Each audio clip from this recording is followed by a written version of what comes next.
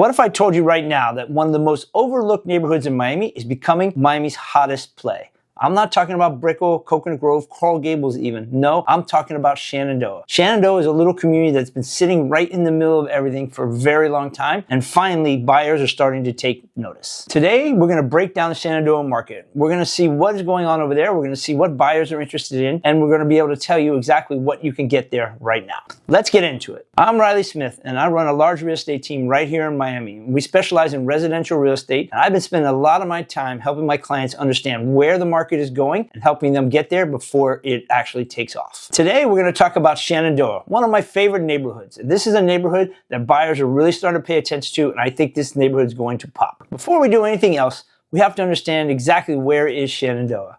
And that's the real story. It's right in the middle of everything. Once you see how close it is to everything, you're really going to have a hard time understanding why it has flown under the radar for so long. But then you're going to quickly discover why I think it's about to pop. So what I think is so special about Shenandoah is its relationship that it has with so many of the other amazing neighborhoods. When you're in Shenandoah, you are literally 5 minutes from Brickell, 5 minutes from Coconut Grove, 5 minutes from Coral Gables. You can get on I-95 in a heartbeat and just get to just about anywhere in Miami quickly. It's one of the most centralized neighborhoods around that nobody's really talking about. All right, so if you're looking at a map and you want to know where is Shenandoah, you're just going to look on the other side of US 1 from Coconut Grove and just down from Brickell and downtown Miami.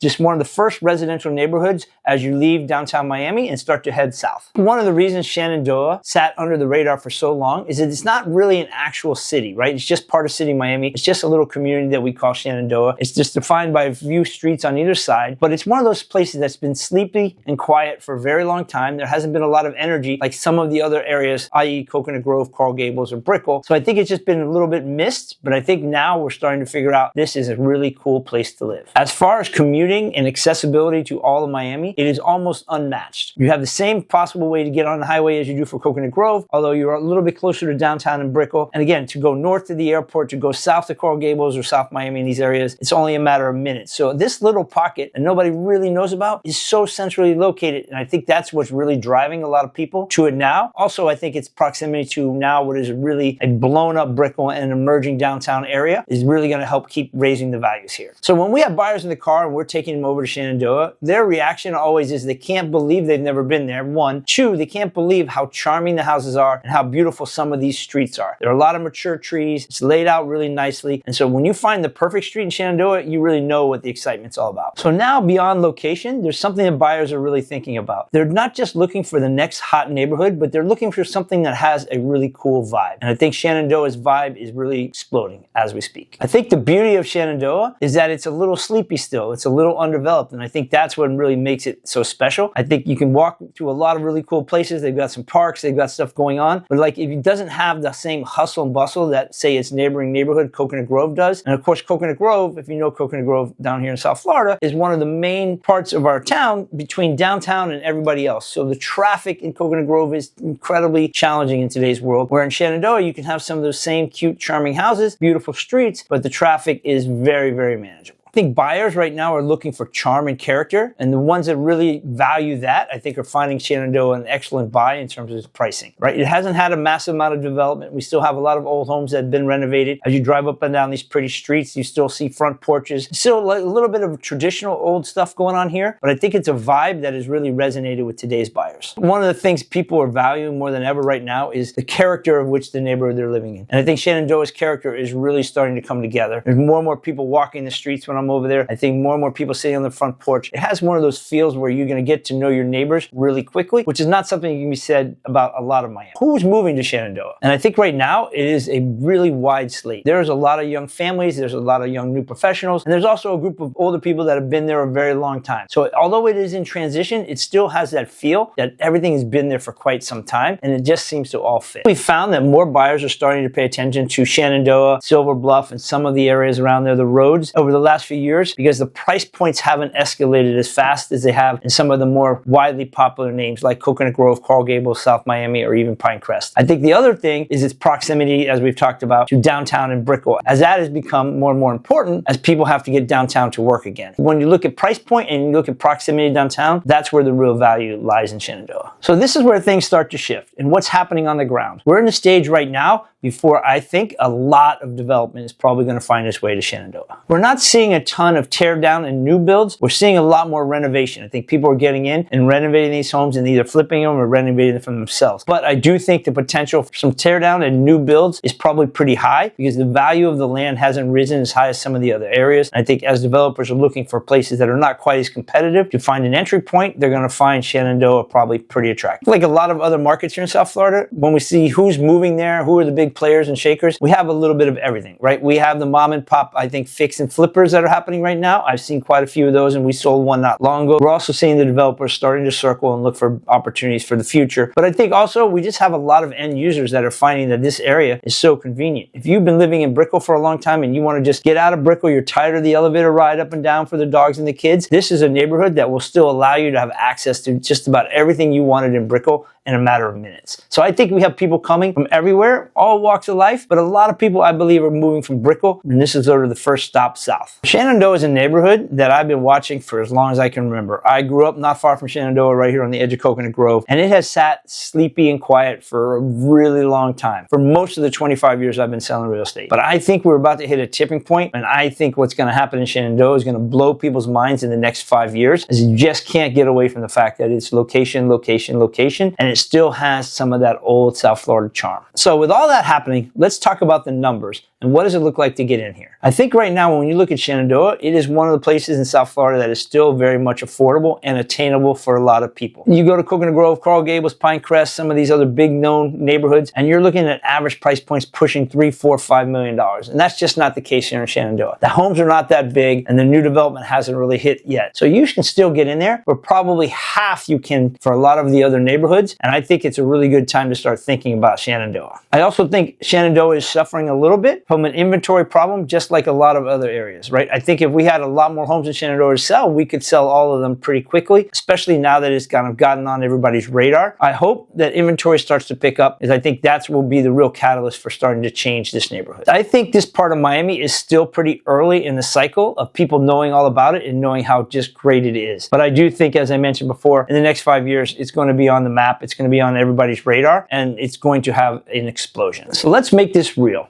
What can a buyer actually expect to get in Shenandoah? Because I think this is where people are actually going to stop and say, wait a minute. That sounds pretty interesting to me. If you look at what's happening in Shenandoah and what comes on the market right now, I think especially, is you get to find a very reasonable sized home somewhere in the 2,000 square foot range. It's not too big, it's not too small. The lots there are not huge, but the houses that are there have full of character and charm. Like I mentioned, a lot of them have these beautiful little porches. They have a decent amount of yard in the back. And so right now, I think the sweet spot in Shenandoah is looking for a 3-2 with a little yard. Maybe it has a pool. It's got a great porch, and it's on one of the better streets in the area. If we're talking price range, again, I think it's a pretty broad price range. If you're going to buy something that needs some work, or if you're going to go and move into something that's already been renovated, anywhere from $1,250,000 probably all the way up to about the very high end I see in Shenandoah is probably not quite $3 million yet, although I think there has been one or two that have hit $3 million. But the sweet spot is probably anywhere between high ones and low twos for a really nice house in Shenandoah. So I think the real secret to Shenandoah, besides its amazing location, is the value that you get to surrounding neighborhoods, right? There are some emerging townhouses that you can get into. There are some very few new builds, of course, a lot of renovated and a lot of older homes. But if you look at each one of those categories and you compare them to what you can buy 5 miles away in any direction, it's pretty amazing. The prices are still pretty affordable. And so I think that's where the sweet spot's going to be, where people realize just a couple blocks away from some of the hotter neighborhoods is this little hidden gem. And if I get in now, I'm going to be there before it takes off. So the big question is,